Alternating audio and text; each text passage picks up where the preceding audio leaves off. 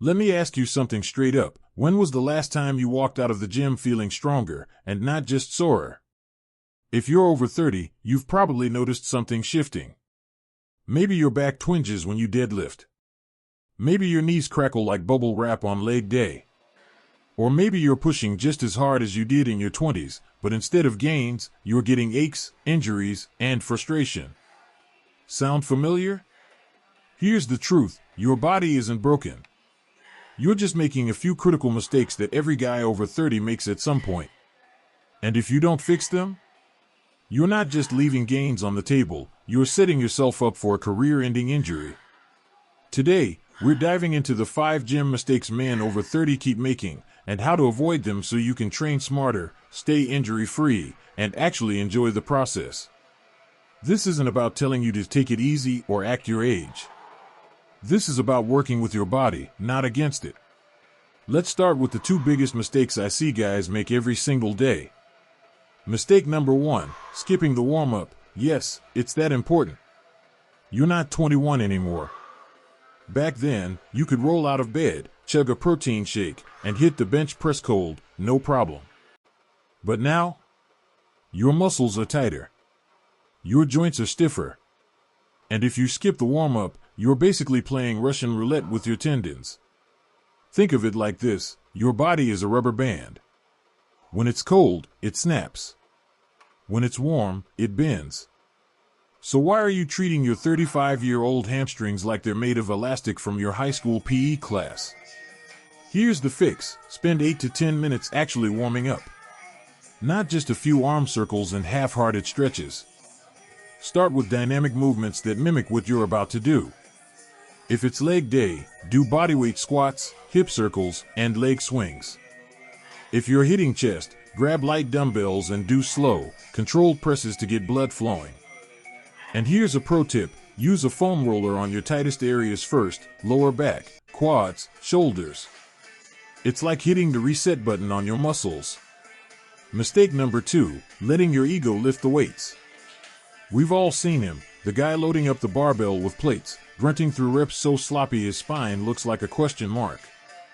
And sure, maybe he's impressing the newbies in the gym, but he's also one bad rep away from a herniated disc. Here's the hard truth, heavy weights don't build muscle. Control does. When you're over 30, your recovery is slower, your ligaments are less forgiving, and your margin for error is razor thin. So chasing PRs with terrible form?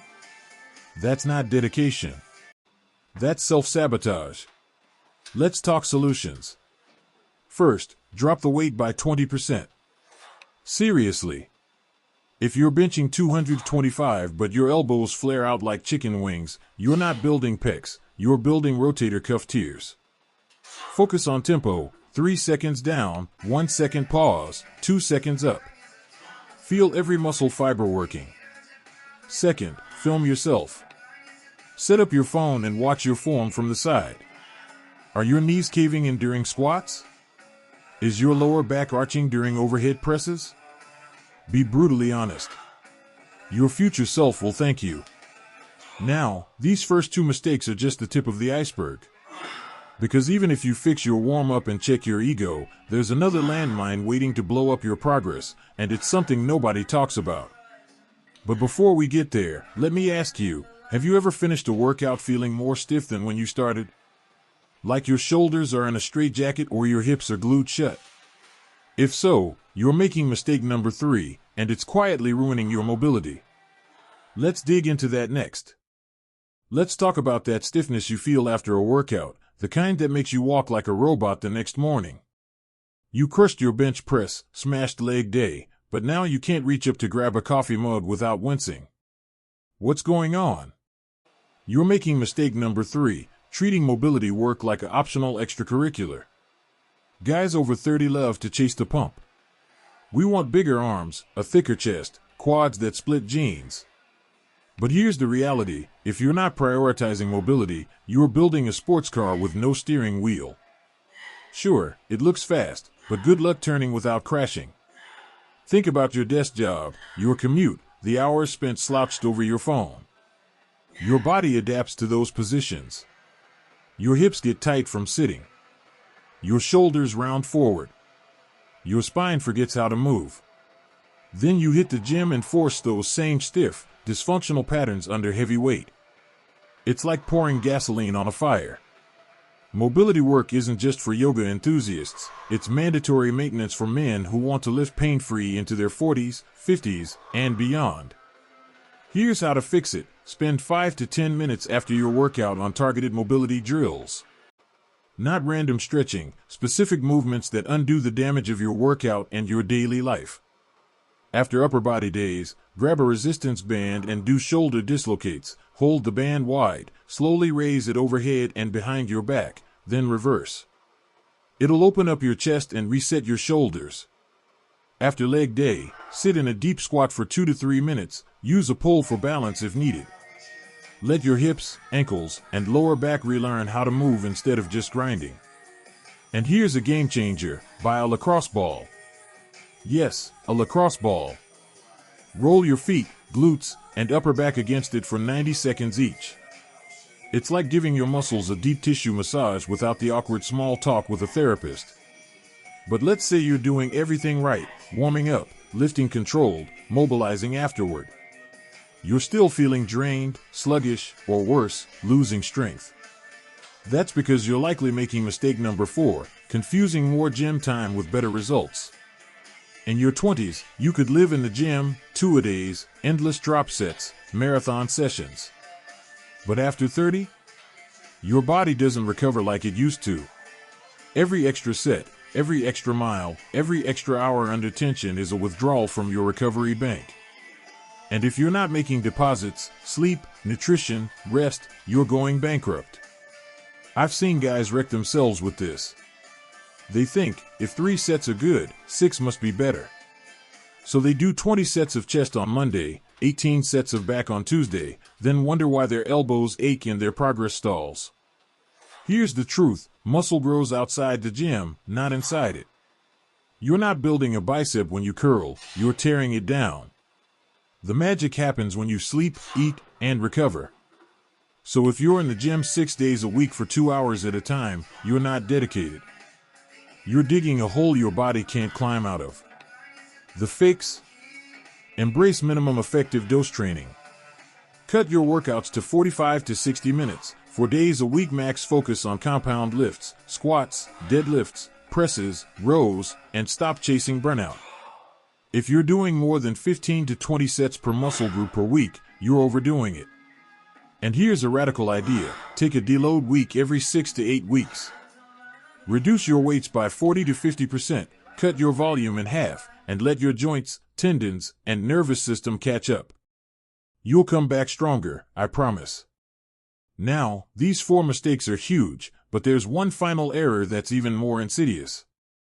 It's the thing nobody wants to talk about because it forces us to confront our own vanity. It's not about weights, reps, or routines. It's about what happens when you step outside the gym and how it's secretly undermining everything you're working for. Let's tackle that last piece of the puzzle. Let's get real for a second. You can't outtrain a bad lifestyle. That's the cold, hard truth. You might be nailing your workouts, mobilizing like a pro, and keeping your ego in check, but if you're making mistake number 5, ignoring recovery outside the gym, you're still sabotaging yourself.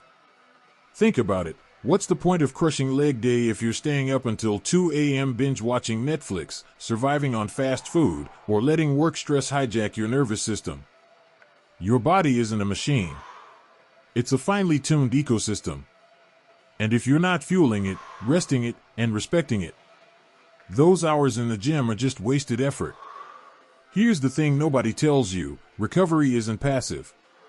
It's active. It's not about lying on the couch, it's about giving your body the tools to rebuild. Let's break it down. First, sleep. If you're getting less than 7 hours a night, you're robbing your muscles of growth hormone, tanking your testosterone, and turning your brain into a foggy mess.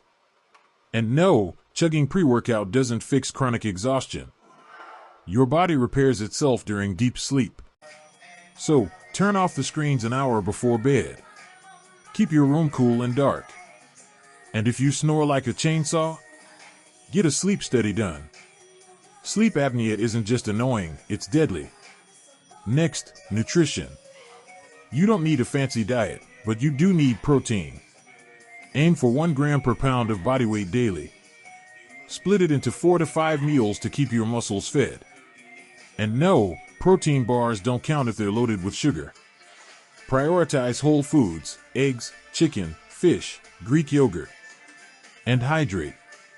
Dehydration makes your joints creakier, your muscles weaker, and your recovery slower.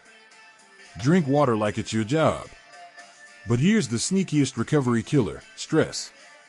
That endless to-do list, the traffic jams, the family drama, it all floods your body with cortisol, a hormone that eats muscle and stores fat.